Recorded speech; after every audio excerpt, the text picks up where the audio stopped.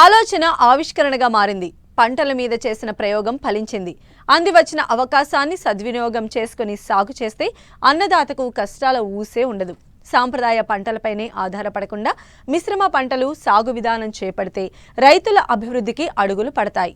దీన్నే తూచా తప్పకుండా పాటిస్తూ నెల నెలా మంచి ఆదాయం పొందుతున్నారు ఏలూరు జిల్లాకు చెందిన ఓ యువ రైతు. మరి ఆయన సాగు చేస్తున్న విధానాలు ఏంటో మనము తెలుసుకుందాం.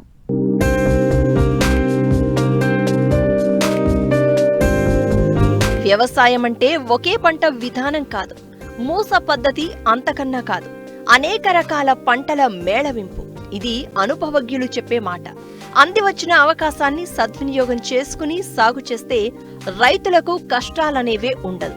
ఒకప్పుడు రైతులందరూ పంటలతో పాటు పాడి పశువులు, గొర్రెలు, మేకలు, కోళ్లు, చేపల పెంపకం చేపట్టి ఖచ్చితమైన ఆదాయాన్ని పొందేవారు. అయితే వివిధ కారణాల దృష్ట్యా పశు సంపద లేని వ్యవసాయాన్ని రైతులు చేపడుతున్నారు.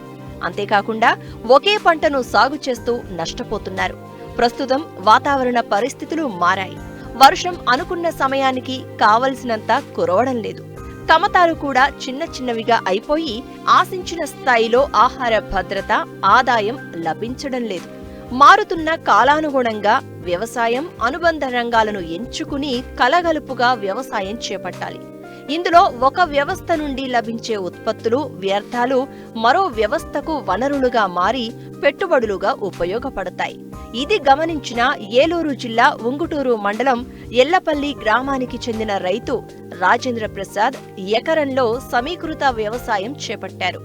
30 సెంట్లలో చేపల చెరువు తవ్వించారు. చెరువు గట్టుపై అనేక రకాల పండ్ల మొక్కలు, కూరగాయలు సాగు చేస్తున్నారు. ఆ పక్కనే వరి సాగు చేస్తున్నారు. ఇలా అనేక పంటల కలయికతో ఎకరంలో సమీకృత వ్యవసాయం చేస్తూ నెలకు 60,000 ఆదాయం పొందుతూ పలువురికి ఆదర్శంగా నిలుస్తున్నారు. సొంత గ్రామం వచ్చి మా నాన్నగారు ఆల్రెడీ వ్యవసాయం చేస్తున్నారండి. ఆయన దగ్గర నుంచి కొన్ని మెలకువలు నేర్చుకుని ప్రకృతి వ్యవసాయం చేయడం మొదలు పెట్టానండి. ఈ ప్రకృతి వ్యవసాయంలో ఏక పంట విధానంలో నాకు అంత ఆదాయం నాకు అనిపించలేదండి.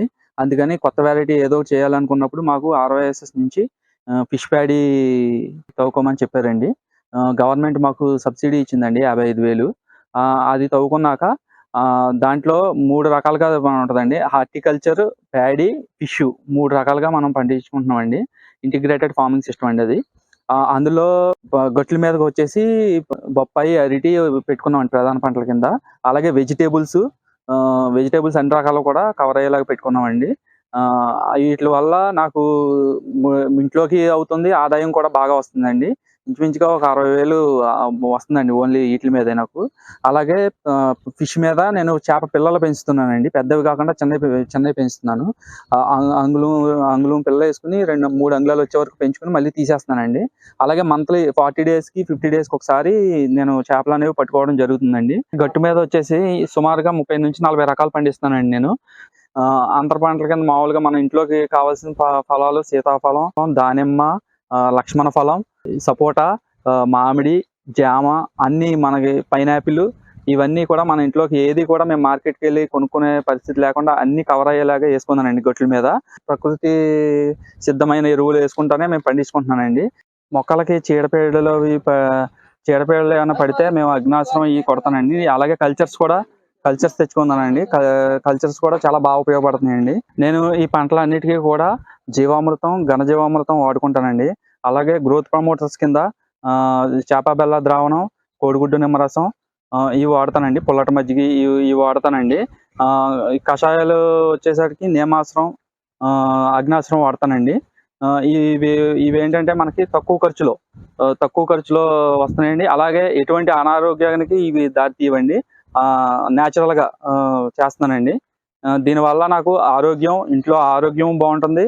అలాగే నా పొలం యొక్క ఆరోగ్యం కూడా బాగుంటుందండి. దీనివల్ల ప్రభుత్వం కూడా ఈ రకమైన పంటలని ఎంకరేజ్ చేసి ఇంకా దీన్ని ప్రతి రైతు కూడా వేసుకునేలాగా ముందుకు తీసుకెళ్లవలసిందిగా కోరుకుంటున్నాను.